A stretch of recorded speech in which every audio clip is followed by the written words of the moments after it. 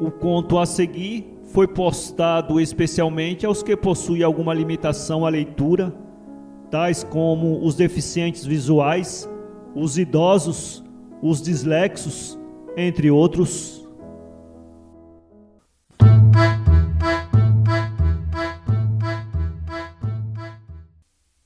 Este livro foi gravado nos estúdios da Fundação Dorina Noel para cegos. Lido por Antônio Sérgio Grell. A Segunda Vida. Autor Machado de Assis. Monsenhor Caldas interrompeu a narração do desconhecido. Dá licença? É só um instante. Levantou-se, foi ao interior da casa, chamou o preto velho que o servia e disse-lhe em voz baixa: João, vai ali à estação de urbanos. Nota: membros da Guarda Urbana, polícia profissional carioca criada em 1866, imitando as forças policiais de Londres e Paris. Fim de nota. Fala da minha parte ao comandante e pede-lhe que venha cá com 1 ou 2 homens para livrar-me de um sujeito doido. Anda, vai depressa. E voltando à sala, pronto, disse ele, podemos continuar. Como ia dizendo a Vossa Reverendíssima, morri no dia 20 de março de 1860, às 5 horas e 43 minutos da manhã. Tinha então 68 anos de idade. Minha alma voou pelo espaço até perder a terra de vista, deixando muito abaixo a lua, as estrelas e o sol. Penetrou finalmente num espaço em que não havia mais nada e era clareado tão somente por uma luz difusa. Continuei a subir e comecei a ver um pontinho mais luminoso ao longe, muito longe. O ponto cresceu, fez-se sol. Fui por ali dentro sem arder porque as almas são incombustíveis. A sua pegou fogo alguma vez? Não, senhor. São incombustíveis. Fui subindo, subindo. Na distância de 40.000 léguas ouvi uma deliciosa música. E logo que cheguei a 5.000 léguas, desceu um enxame de almas que me levaram num palanquim feito de éter e plumas. Entrei, daí a pouco, no novo sol, que é o planeta dos virtuosos da terra. Não sou poeta, monsenhor, não ouso descrever-lhe as magnificências daquela estância divina. Poeta que fosse, não poderia, usando a linguagem humana, transmitir-lhe a emoção da grandeza, do deslumbramento, da felicidade, os êxtases, as melodias, os arrojos de luz e cores, uma coisa indefinível e incompreensível, só vendo. Lá dentro é que soube que completava mais 1 milheiro de almas. Tal era o motivo das festas extraordinárias que me fizeram e que duraram 2 séculos, ou, pelas nossas contas, 48 horas. Afinal, concluídas as festas, convidaram-me a tornar à terra para cumprir uma vida nova. Era o privilégio de cada alma que completava 1 milheiro. Respondi agradecendo e recusando, mas não havia recusar. Era uma lei eterna. A única liberdade que me deram foi a escolha do veículo. Podia nascer príncipe ou condutor de ônibus. Que fazer? Que faria Vossa Reverendíssima no meu lugar? Não posso saber. Depende. Tem razão. Depende das circunstâncias. Mas imagine que as minhas eram tais que não me davam gosto de tornar cá. Fui vítima da inexperiência, monsenhor. Tive uma velhice ruim por essa razão. Então lembrou-me que sempre ouvira dizer a meu pai e outras pessoas mais velhas quando viam algum rapaz: quem me dera aquela idade, sabendo o que sei hoje. Lembrou-me isto e declarei-me que era indiferente nascer mendigo ou potentado, com a condição de nascer experiente. Não imagino o riso universal com que me ouviram. Jó, que ali preside a província dos pacientes, disse-me que um tal desejo era disparate, mas eu teimei e venci. Daí a pouco escorreguei no espaço. Gastei 9 meses a atravessá-lo, até cair nos braços de uma ama de leite, e chamei-me José Maria. Vossa Reverendíssima é Romualdo, não? Sim, senhor, Romualdo de Souza Caldas. Será parente do padre Souza Caldas? Nota: Antônio Pereira de Souza Caldas, 1762-1814, poeta brasileiro que teria influenciado os românticos. Passou grande parte da vida em Portugal e foi acusado de heresia. Fim de nota. Não, senhor. Bom poeta o padre Caldas, poesia é um dom. Eu nunca pude compor uma décima, mas vamos ao que importa.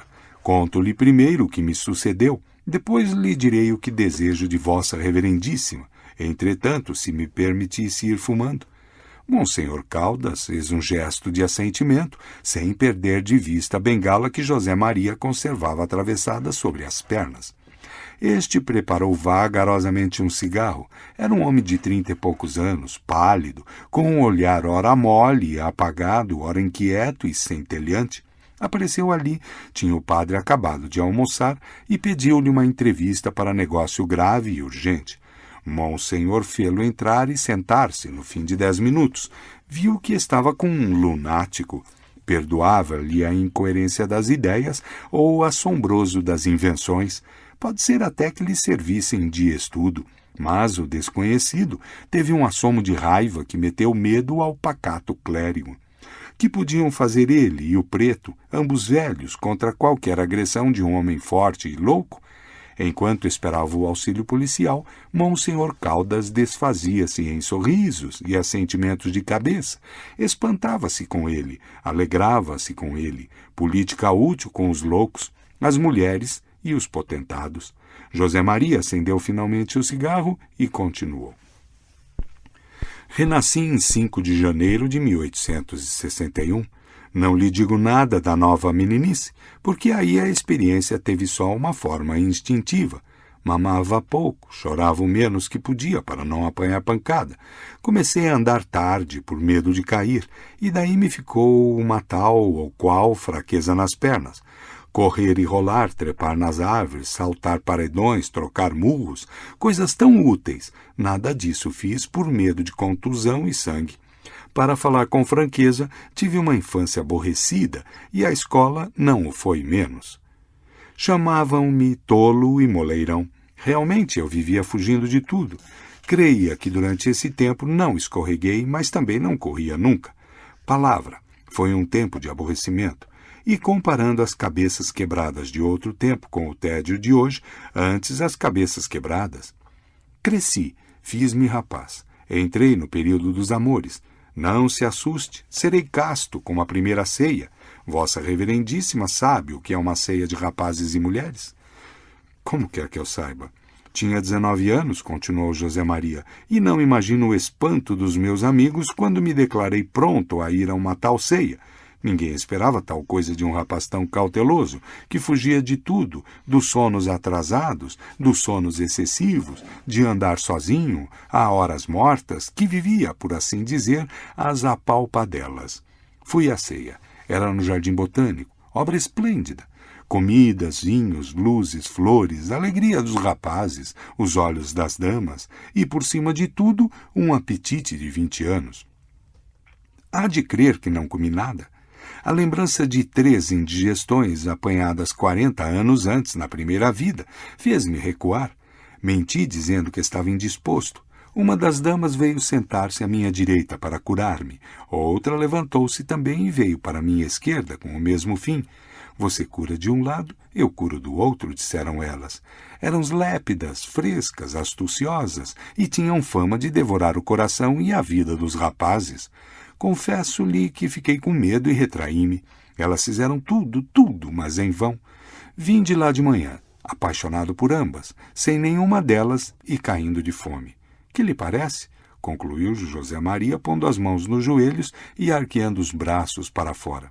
Com efeito, não lhe digo mais nada. Vossa reverendíssima adivinhará o resto. A minha segunda vida é assim, uma mocidade expansiva e impetuosa, enfreada por uma experiência virtual e tradicional.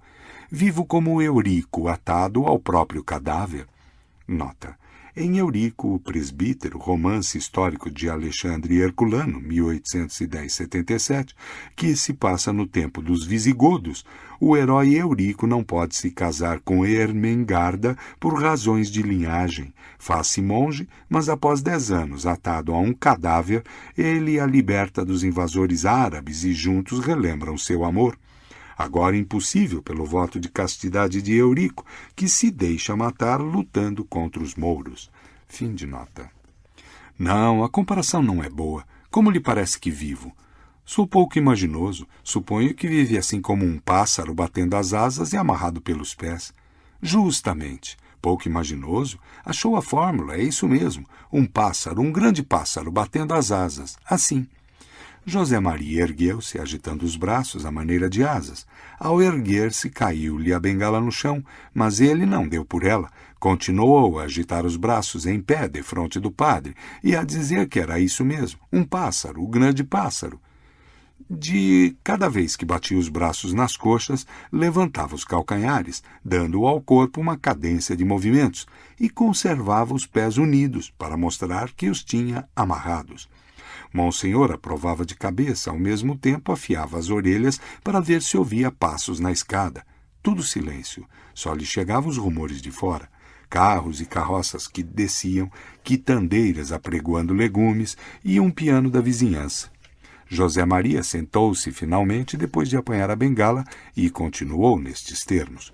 Um pássaro, um grande pássaro. Para ver quanto é feliz a comparação, basta a aventura que me traz aqui. Um caso de consciência, uma paixão, uma mulher, uma viúva, Dona Clemência.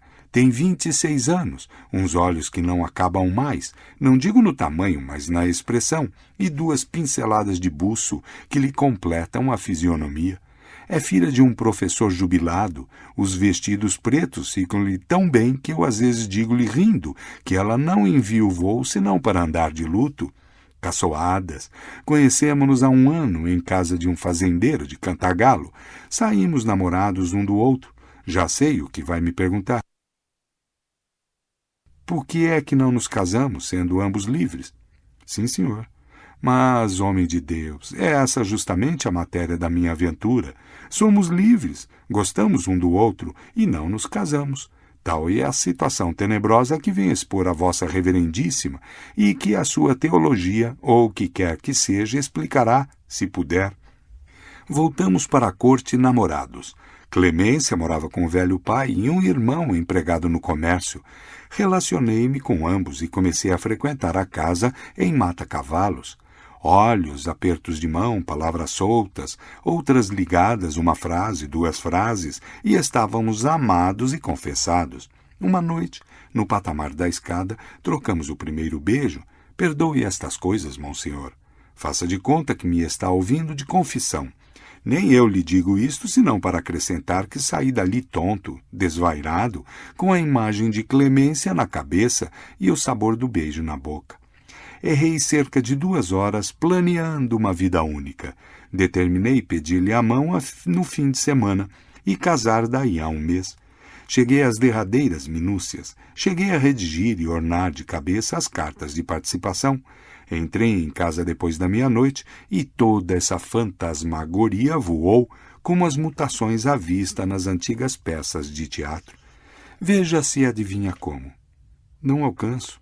Considerei, no momento de despir o colete, que o amor podia acabar depressa. Tem-se visto algumas vezes. Ao descalçar as botas, lembrou-me coisa pior. Podia ficar o fastio. Concluí a toalete de dormir, acendi um cigarro e, reclinado no canapé, pensei que o costume, a convivência, podia salvar tudo, mas logo depois adverti que as 2 índoles podiam ser incompatíveis e que fazer com 2 índoles incompatíveis e inseparáveis. Mas, enfim, dei de barato tudo isso, porque a paixão era grande, violenta. Considerei-me casado com uma linda criancinha.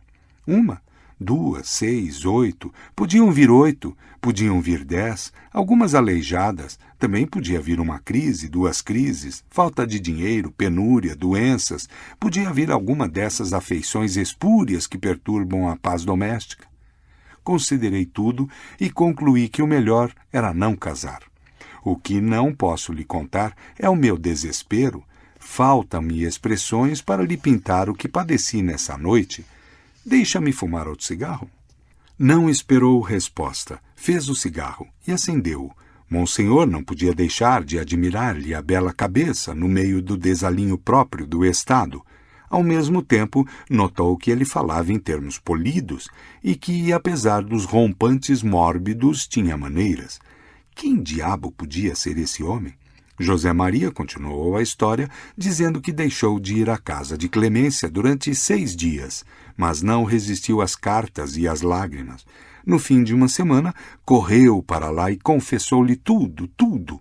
Ela ouviu com muito interesse e quis saber o que era preciso para acabar com tantas cismas, que prova de amor queria que ela lhe desse. A resposta de José Maria foi uma pergunta. Está disposta a fazer-me um grande sacrifício? Disse-lhe eu. Clemência jurou que sim. Pois bem, rompa com tudo, família e sociedade. Venha morar comigo. Casamo-nos depois desse noviciado. Compreendo que Vossa Reverendíssima arregale os olhos. Os dela encheram-se de lágrimas, mas apesar de humilhada, aceitou tudo. Vamos, confesse que sou um monstro. Não, senhor. Como não? Sou um monstro? Clemência veio para minha casa e não imagina as festas com que a recebi. Deixo tudo, disse-me ela. Você é para mim o universo. Eu beijei-lhe os pés, beijei-lhe os tacões dos sapatos. Não imagino o meu contentamento. No dia seguinte recebi uma carta tarjada de preto.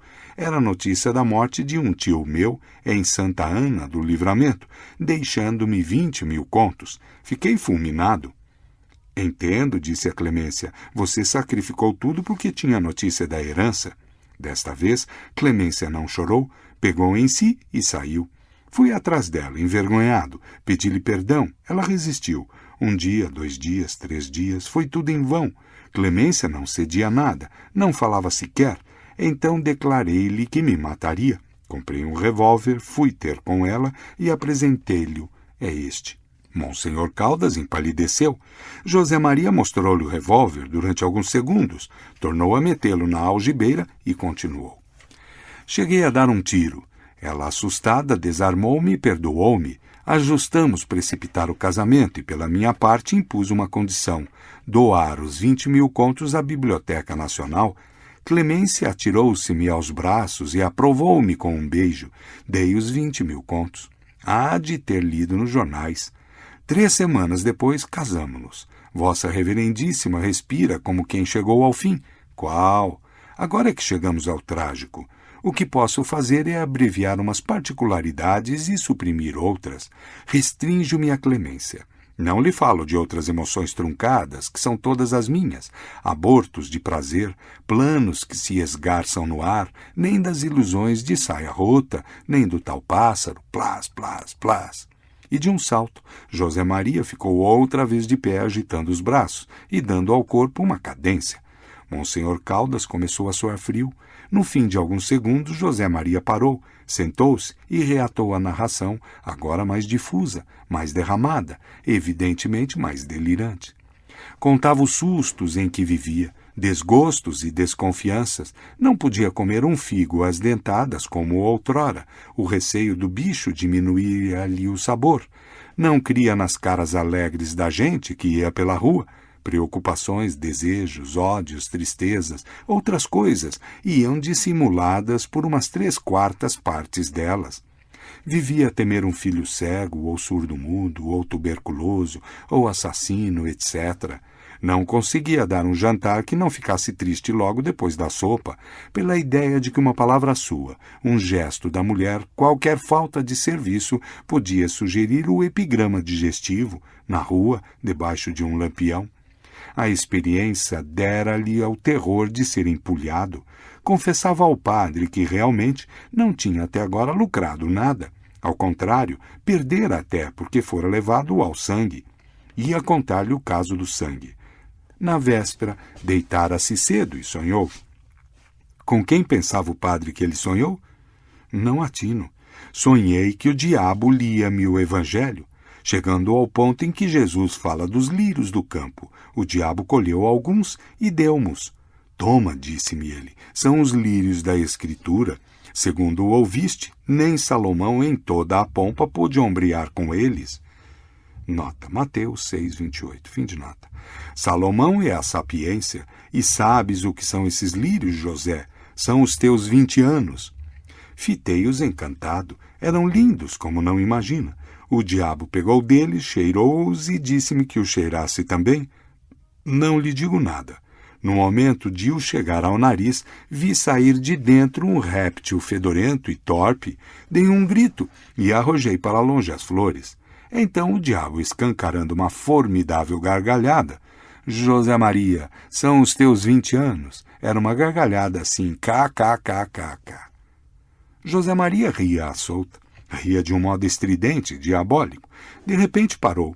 Levantou-se e contou tão depressa, abriu os olhos, como via a mulher diante dele, aflita e desgrenhada. Os olhos de Clemência eram doces, mas ele disse-lhe que os olhos doces também fazem mal. Ela arrojou-se-lhe aos pés. Neste ponto, a fisionomia de José Maria estava tão transtornada que o padre, também de pé, começou a recuar, trêmulo e pálido. Não, miserável, não! Tu não me fugirás, bradava José Maria, investindo para ele. Tinha os olhos esbugalhados, as têmporas latejantes. O padre ia recuando, recuando. Pela escada acima, ouvia-se um rumor de espadas e de pés. Para ler este conto, acesse www.poeteiro.com